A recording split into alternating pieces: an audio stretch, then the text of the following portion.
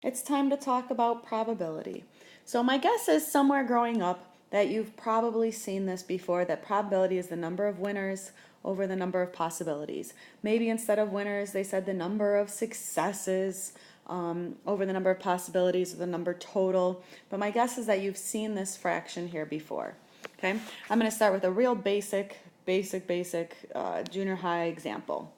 So let's say you have a jar of marbles, and in that jar of marbles you have 5 red marbles, 3 purple marbles, 2 yellow marbles, 4 blue ones, and 1 green one. So if we add those up, 5 plus 3 plus 2 plus 4 plus 1, what do we get? We get 10, 14, we have 15 total marbles. Okay, so if I ask you randomly, you can't see in the jar, stick your hand in the jar and pull out a marble, and what is the probability that you pull out a blue marble? So what is our fraction going to look like? Our fraction is going to be the number of winners. So the winners would be the blue marbles, which would be this one. So the number of blue marbles, which is 4, over the total, which is 15. And it can't be reduced, so we leave it just like that. Okay, I can do the same thing for the next one. So what's the probability of getting a green marble? Well, there's only one green marble in the whole bag.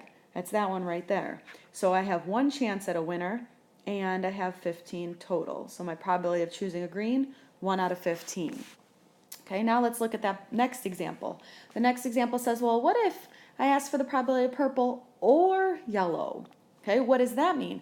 That means that now these purple marbles are winners and these yellow marbles are also winners. So I have to add these two groupings together and say I have 5 total marbles that would be considered winners over 15 total. And this one does reduce, so we should always reduce our fractions, and I'm going to get a 1/3 as my answer.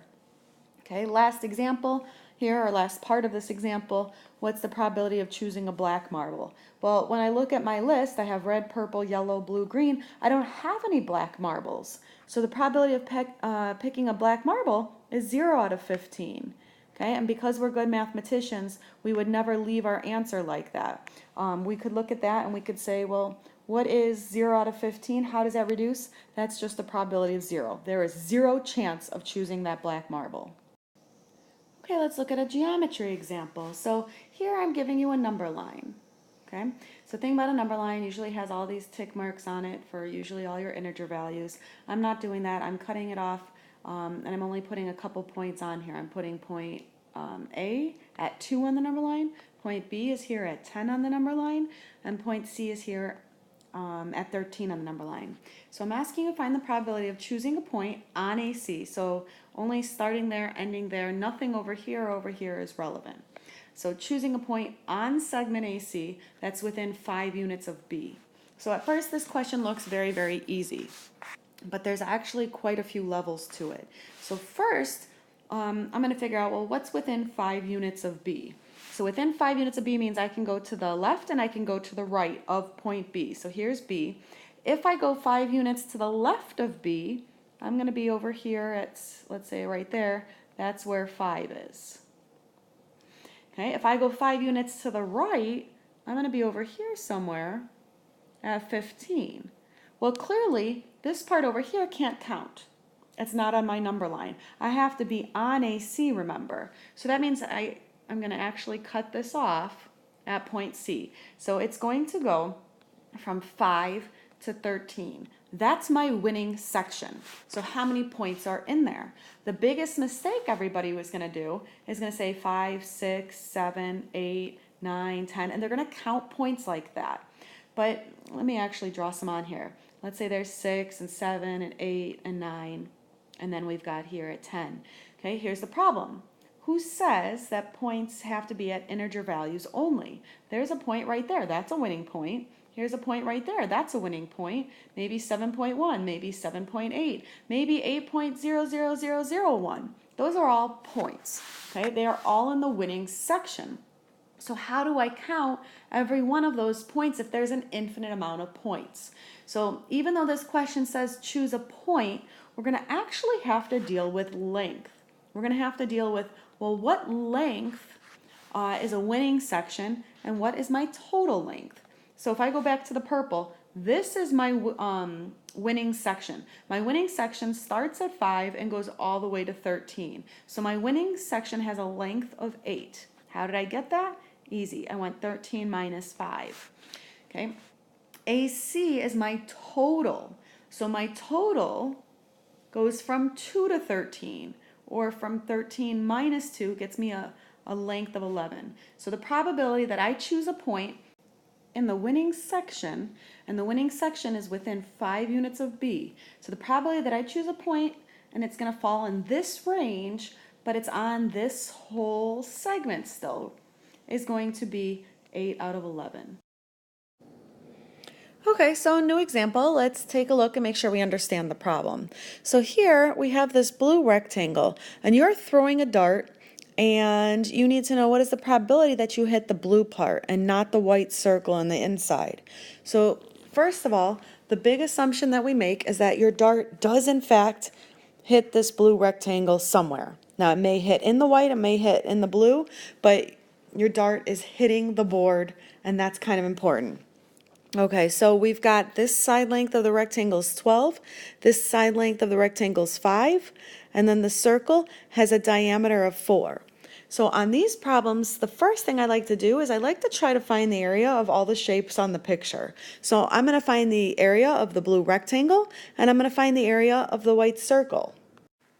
Okay, so look at all the stuff I put up here. First of all, I found the area of the rectangle. The rectangle is, remember, 12 times 5. Base times height, and that's how I got the 60. The area of the circle, well, the formula says pi r squared. Remember, this 4 is my diameter, so that means that my radius is only 2. So pi r squared gets me 4 pi. And then from previous slides, we know that the probability is the winning area over the total area. So the total area, I put that in blue, that's easy, that the total area is the area of the rectangle. So I could go ahead and put the 60 down there. But what is the shaded area? Notice I didn't put it in blue, I didn't put it in gray. What is the shaded area? The shaded area is this blue around the white. So in other words, it's the area of the rectangle minus the area of the circle. So look at what I just did. The shaded area, the area of the rectangle, minus the area of the circle, leaves me with something gross like that over the total area, which is just the area of the rectangle. And because this is so gross looking, we're just going to box it and leave that as the answer, and that is my probability. Done. Okay, last example. So let's again randomly choose a point on the diagram. And what is our diagram? Our diagram is an angle, vertex at B. So randomly choose one of the given points. So the points are A, B, C, and D. Choose one of those points, and what's the probability that the point happens to fall on this ray right here? So again, we need to know how many points are my total. I have 0.1, 0.2, 0.3, and 0.4. That's my number of possibilities. When I stick my hand in the bag or wherever I'm choosing them from, I have 4 possible points I can choose. Of those points, how many are on ray BD? Well, I have B, C, and D. Those would be my 3 winners. Okay, A would not be a winner. So I have a 3/4 chance of choosing a point on BD. Okay, that was easy enough, but let's get to part B. You didn't need me to explain to you part A again. I put it part A in this problem so we could see the difference between part A and part B. Okay, the difference being part A we choose 1 point. Just like when we stuck our hand in the bag of marbles, or the jar of marbles or whatever it was, we chose 1 marble. But what happens if we're going to choose 2? Choose 2 points, choose 2 marbles, choose 2 segments, choose 2 whatever.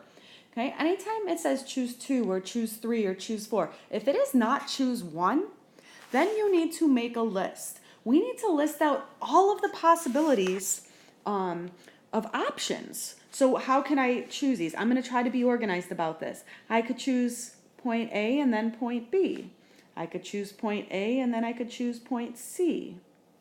I could choose point A and then I could choose point D.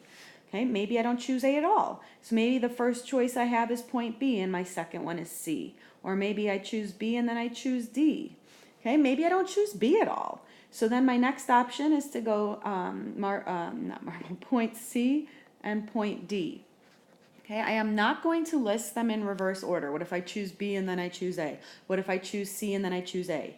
Okay, choosing 2 points, the order's kind of irrelevant here. It doesn't matter if I choose A first or B first, it's the same grouping. So I could list all of these in the opposite order and go BA, CA, DA, CB, DB, and DC, but everything's just going to double and it just reduces down the same. Now, if this had said something about array or something where the order does matter, then I'd have to list the possibilities both ways. But on this one, I do not have to. So now here's what I've got. I have 1, 2, 3, 4, 5. I have 6 different ways that I can choose 2 points. So now I have to look and say, well, who are winners and who are losers? Okay? My options have to include B, C, and D. Anything including A is a loser. Loser, loser, loser. So when I look at this, okay, BC, that's a winner. Those have 2 points on the winning ray. BD, that's a winner. It has 2 points on the given ray. CD, 2 points on the winning given ray. So my winning choices are 1, 2, and 3. 3 of my 6 ways that I can choose 2 points end up giving me a winning solution because it gives me 2 points that both fall on the right ray. And of course, we're going to reduce that to 1/2. So the key on this problem is that anytime it says choose 2, choose 3, choose 4, you have to make a list. Okay, next year when you get into a whole unit on probability, they'll start showing you shortcuts. But for our curriculum's sake, it is important that I am responsible to teach you how to list out your options and then be able to choose winners and losers from those options. So you must list out all the possibilities of whatever it's asking. Choose 2, choose 3, choose 4. Anytime you see that, you need to make a list. In our class, you will not get any partial credit if I do not see a list. Even if you get the right answer, okay, I can't give you full credit unless I see that list. So make sure you understand where that list comes from.